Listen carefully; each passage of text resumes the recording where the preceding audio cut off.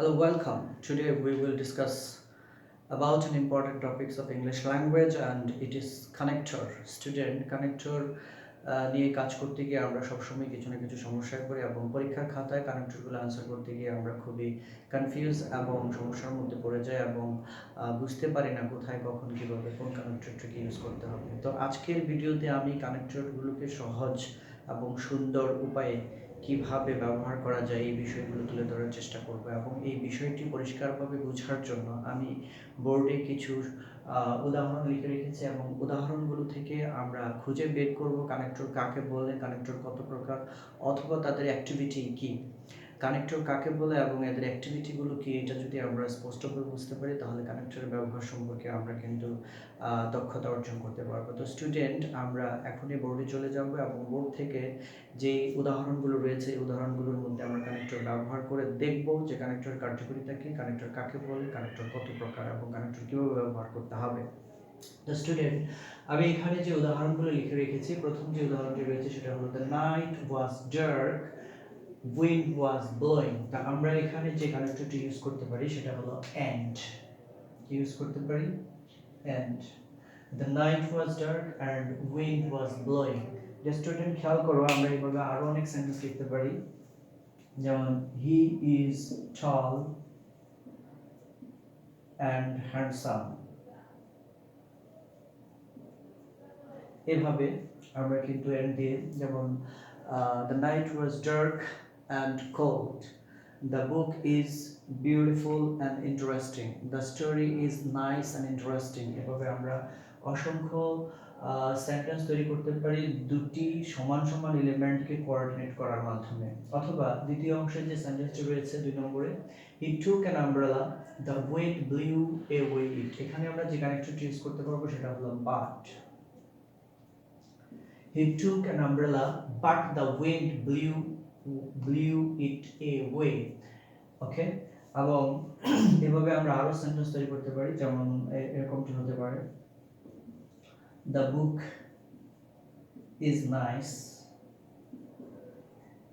the book is nice but hard।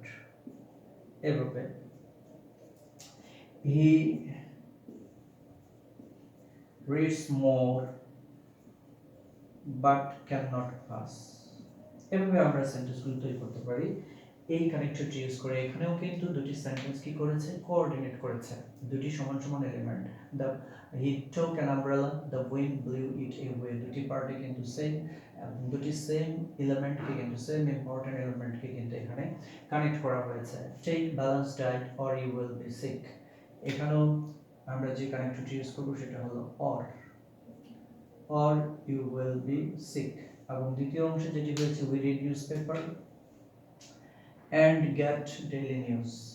এখানেও same দুটি element, same important দুটি সেন্টেন্সের পার্ট কিন্তু এন্ড দ্বারা যুক্ত হয়েছে। তো ডিয়ার স্টুডেন্ট, এই অংশে আমরা যে জিনিসটি দেখতে পেলাম সেটা হলো যে এখানকার কানেক্টরগুলো সেম ইম্পর্টেন্ট এবং সেম দুটি এলিমেন্টকে কোঅর্ডিনেট করেছে। কি করেছে? কোঅর্ডিনেট করেছে। কোঅর্ডিনেট মানে হলো দুটি অংশ সমান সমান ভাবে পার্টিসিপেট করে একটি বড় সেন্টেন্স তৈরি করেছে। এই সমান সমান পার্টিসিপেট করার নামই হলো কোঅর্ডিনেট। তাহলে দুটি সেম এলিমেন্ট কোঅর্ডিনেট করেছে এবং কোঅর্ডিনেট করিয়েছে হলো এই কানেক্টরস গুলো এন্ড, বাট, অর, এন্ড। ওকে, আমরা এবার মাঝখানের অংশটা রেখে একটু নিচের দিকে তাকাবো। নিচের যে সেন্টেন্সগুলো রয়েছে এই সেন্টেন্সটা থেকে আমরা শুরু করব। you will be sick if you do not take balanced diet। খেয়াল করো, আমরা এখানে if নিতে পারি কানেক্টর হিসেবে। আমরা এই সেন্টেন্সটাকে অন্যভাবে লিখব এবং লিখে এই ব্যাপারটা পরিষ্কারভাবে বুঝে নেব। কোথা থেকে শুরু করেছি আমরা? এখান থেকে। ওকে, আমরা যদি সেন্টেন্সটাকে এভাবে লিখি, খেয়াল করো, if you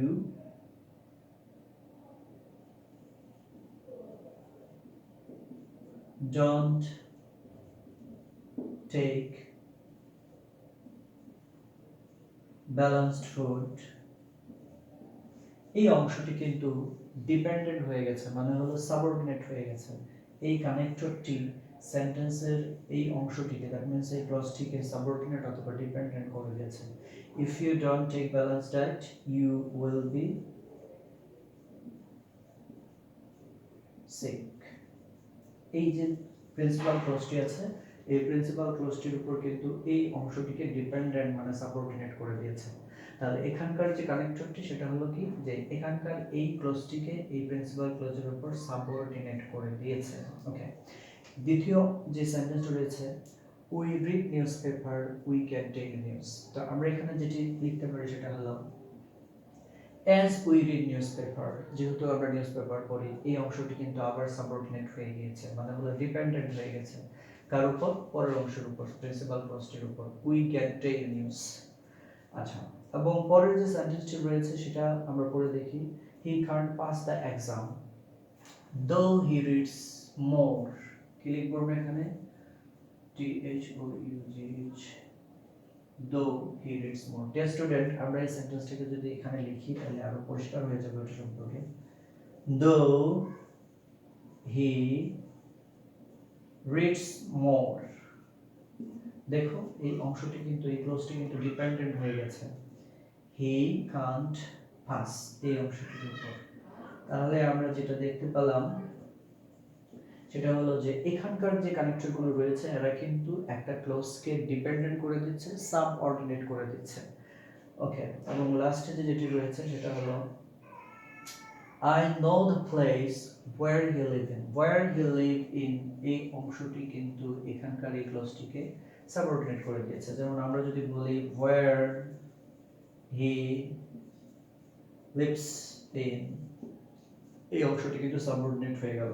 তো স্টুডেন্ট, আমরা এখানে যে দুটি বিষয় পেলাম, যে প্রথমের যে কানেক্টরগুলো আছে সেগুলো কি করছে, দুটি অংশকে কোঅর্ডিনেট করছে, কোঅর্ডিনেট করতে সহযোগিতা করছে, এবং পরের যে কানেক্টরগুলো আমরা দেখলাম নিচের অংশে তারা কি করছে, তারা হলো সাবঅর্ডিনেট, মানে হলো একটা ক্লোজকে ডিপেন্ডেন্ট করে দিচ্ছে। আমরা এবার মাঝখানের যে অংশটি রেখে এসেছিলাম এই অংশটি আমরা দেখব। এখানে যে বিষয়টি রয়েছে, the night was dark, the night was dark, the wind was blowing। আমরা এখানে দেখতে পাচ্ছি এটা হলো একটা কমপ্লিট সেন্টেন্স, এখানে ফুল স্টপ দিয়ে রাখা হয়েছে। আমাদেরকে এখানে যে জিনিসটি ব্যবহার করতে হবে, আমরা এটাকে বলতে পারি in addition,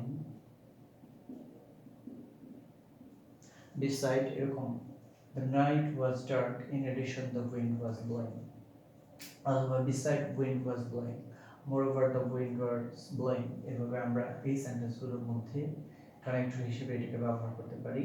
খেয়াল করো স্টুডেন্ট, এখানে যে বিষয়টি হয়েছে সেটা হলো যে the night was dark, in addition the wind was blowing। এখানের এই সেন্টেন্সটিকে in addition এই শব্দটি এখানকার এই সেন্টেন্সটির সাথে কানেক্ট করে দিয়েছে, কিন্তু উপরের যে অংশটি হয়েছে সেটা হলো দুটি সেম এলিমেন্ট। ওকে, একই সেন্টেন্সের দুটি same element, the night was dark and wind was blowing, দুটি সেম ইম্পর্টেন্ট এলিমেন্টের একটি সেন্টেন্সের দুটি সেম এলিমেন্টকে অ্যাড যোগ করেছে। এখানেও কিন্তু একটি বড় সেন্টেন্সের দুটি এলিমেন্টকে বাট কানেক্ট করেছে, এখানে কিন্তু দুটি এলিমেন্টকে সেম সেন্টেন্সের অর কানেক্ট করেছে, এবং এখানে এন্ড দুটি সেম ইম্পর্টেন্ট এলিমেন্টকে কিন্তু এক জায়গায় কানেক্ট করেছে, দ্যাট মিন্স অর্ডিনেট করেছে দুটি পার্টকে। কিন্তু এখানে যে এবং এখানে যেটা হয়েছে সেটা হলো একই সেন্টেন্সের একটি অংশকে সাবঅর্ডিনেট মানে হলো ডিপেন্ডেন্ট করে দিয়েছে একটি ক্লোজকে প্রিন্সিপাল ক্লোজের উপর। প্রত্যেকটি সেন্টেন্স এখানে এটা কিন্তু এই সাবঅর্ডিনেট করে দিয়েছে এই ক্লোজটিকে এই প্রিন্সিপাল ক্লোজের উপর ডিপেন্ড করে দিয়েছে, এবং এখানেও যেটা ঘটেছে এখানকার যে ডিপেন্ডেন্ট ক্লোজটি রয়েছে এটাকে ডিপেন্ডেন্ট করে দিয়েছে বা সাবঅর্ডিনেট করে দিয়েছে তো কানেক্টরটি, এবং এটা প্রিন্সিপাল ক্লোজের উপর নির্ভরশীল হয়ে গিয়েছে। এখানে হলো সাবঅর্ডিনেশন করেছে, সাবঅর্ডিনেট করে দিয়েছে, আর এখানে হলো কোঅর্ডিনেট করেছে, এবং মাঝখানে যেটা হচ্ছে যে এই সেন্টেন্সের সাথে এই সেন্টেন্সটিকে কানেক্ট করেছে। He looked an umbrella, he took an umbrella, he took an umbrella, however, অথবা আমরা এখানে বাটও ইউজ করতে পারি, however the wind blew it, blew away it। এখানে however যে কানেক্টরটি রয়েছে এখানকার এই সেন্টেন্সটির সাথে এই সেন্টেন্সটিকে কানেক্ট করে দিয়েছে logically. Okay, to take balance diet otherwise, এখানে আমরা যেটা ইউজ করব আদারওয়াইজ, এই আদারওয়াইজ শব্দটি কিন্তু এই সেন্টেন্সটার সাথে এই সেন্টেন্সটিকে লজিক্যালি কানেক্ট করে দিয়েছে। সর্বশেষ যেটি রয়েছে এখানে সেটা হলো we read newspaper is a result, is a result or so আমরা যেটা লিখতে পারবো। এখানকার যে is a result এই শব্দটি এই সেন্টেন্সটিকে এই সেন্টেন্সটির সাথে লজিক্যালি কানেক্ট করে দিয়েছে। তো ডিয়ার স্টুডেন্ট, আমরা ইতিমধ্যে কিন্তু কানেক্টর কাকে বলে এখান থেকে আমরা বুঝতে পেরেছি। তাহলে কানেক্টর হলো a word or group of words which connect two words, phrase, clause or to sentence. আমি আবারও বলছি, connectors is a word or a group of words which connect two words, to phrase or to clauses or to sentences. Connector কি করে? দুটি শব্দকে, দুটি ফ্রেজকে অথবা দুটি ক্লোজকে অথবা দুটি সেন্টেন্সকে একসাথে কিন্তু কানেক্ট করে দেয়, এটাই হলো কানেক্টর। এবার আমরা কানেক্টরের অ্যাক্টিভিটি দেখতে পেলাম হলো তিন ধরনের। এখানকার যে গ্রুপটি রয়েছে এই গ্রুপে কিন্তু কোঅর্ডিনেট করেছে দুটি সেম এলিমেন্টকে কোঅর্ডিনেট করে দিয়েছে এখানকার কানেক্টরগুলো। আর এখানকার কানেক্টরগুলো কিন্তু দুটি ক্লোজের মধ্যে একটি ক্লোজকে ডিপেন্ডেন্ট করে দিয়েছে বা সাবঅর্ডিনেট করে দিয়েছে। এবং এখানকার যে কানেক্টরগুলো রয়েছে এরা কিন্তু দুটি সেন্টেন্সকে কানেক্ট করেছে। তো ডিয়ার স্টুডেন্ট, এখান থেকে আমরা পরিষ্কার বুঝে গেছি যে কানেক্টর হলো তিন প্রকার। সেটা কি কি? প্রথম যেটা আমরা দেখেছি সেটা হলো কোঅর্ডিনেটর,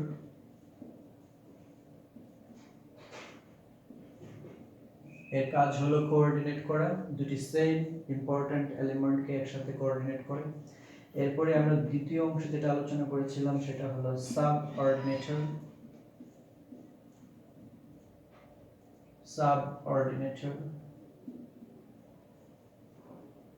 অর্ডিনেটরস, এবং মাঝখানে আমরা যেটা আলোচনা করেছিলাম শেষের দিকে সেটার নাম হলো sentence connectors, sentence connector.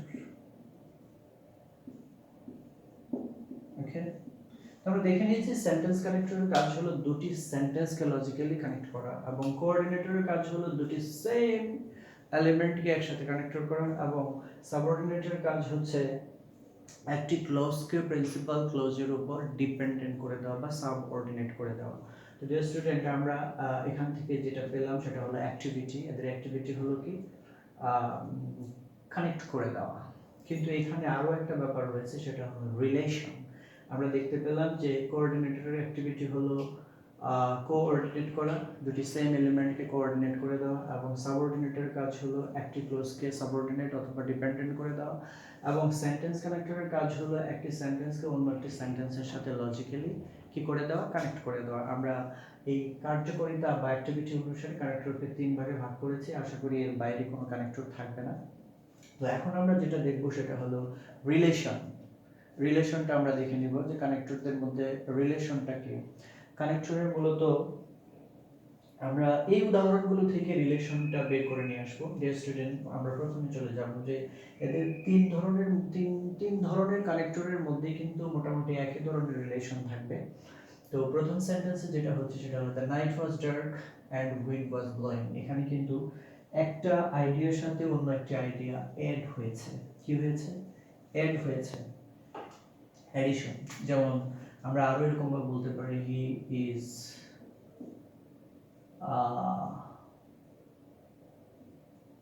player, he is a good player and singer, এভাবে আমরা বলতে পারি। অথবা the story was interesting and nice, হতে পারে the dress was expensive and nice।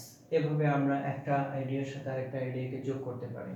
দ্বিতীয় সেন্টেন্সে যেটি হয়েছে, তাহলে প্রথমটা আমরা যেটা পেলাম অ্যাডিশন, প্রথম সম্পর্কটা কি? অ্যাডিশন। দ্বিতীয় সেন্টেন্সে আমরা যেটা দেখব he took an umbrella but the wind blew it away, এটা কিন্তু কন্ট্রাস্ট। কি হয়েছে? কন্ট্রাস্ট। তাহলে এখানকার যে রিলেশনটা সেটা হলো contrast. take balanced diet, balanced food or you will be sick, এখানে যেটা হয়েছে সেটা হলো অপশন অথবা এটাকে আমরা কন্ডিশন বলতে পারি। We read newspaper and we get daily news, এখানে হলো cause and effect, cause effect, cause result আমরা বলতে পারি এটাকে।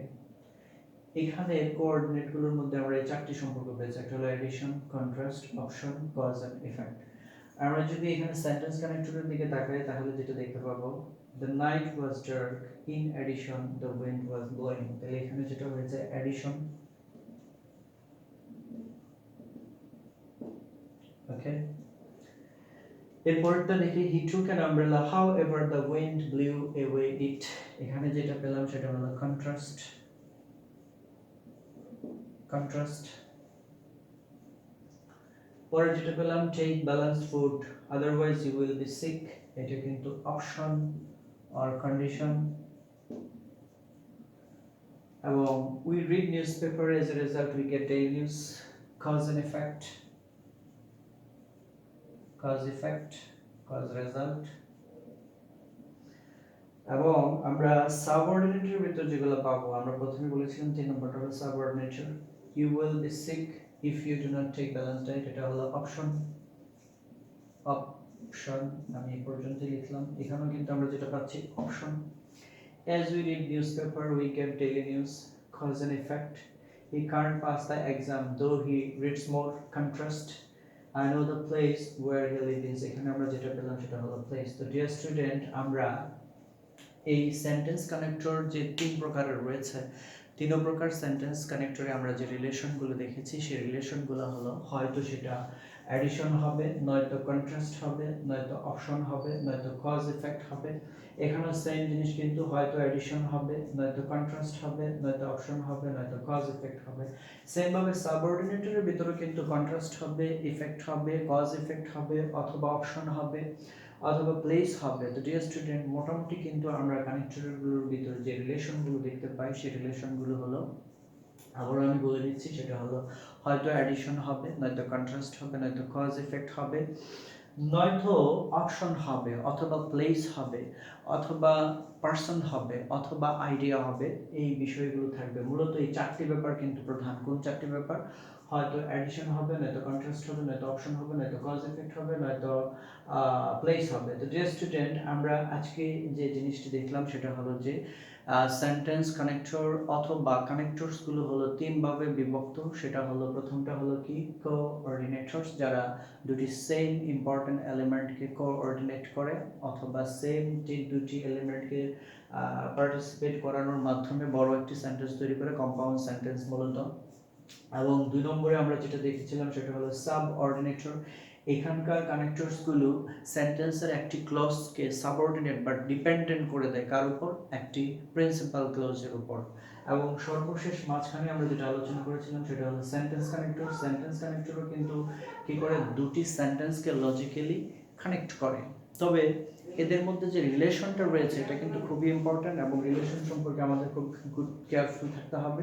এই রিলেশনগুলো হলো 4 ধরনের। একটা হলো addition, contrast, option, cause effect. Addition, contrast, option, cause effect অথবা প্লেস এরকম থাকতে পারে। তো ডিয়ার স্টুডেন্ট, আমাদের এখানে সবচেয়ে ইম্পর্টেন্ট যে বিষয়টি সেটা হলো এদের রিলেশনগুলো বুঝতে হবে, এবং রিলেশনগুলো বুঝে আমাদেরকে এই কানেক্টরসগুলোকে ইউজ করতে হবে। এবং পরীক্ষায় আমাদের যে কানেক্টরসটা বেশি আসে সেটা হলো সেন্টেন্স কানেক্টরস। তো স্টুডেন্ট, আজকে আমি এই কানেক্টরগুলোর মধ্যে তাদের প্রকারভেদ এবং তাদের অ্যাক্টিভিটি এবং তাদের রিলেশন, এই দুটি বিষয় তোমাদের মাঝে তুলে ধরলাম, এবং পরবর্তীতে এই রিলেশন অনুসারে কোন কানেক্টরসটিকে কোথায় কীভাবে ব্যবহার করতে হবে সেটা আমি পরের ভিডিওতে অবশ্যই আলোচনা করব।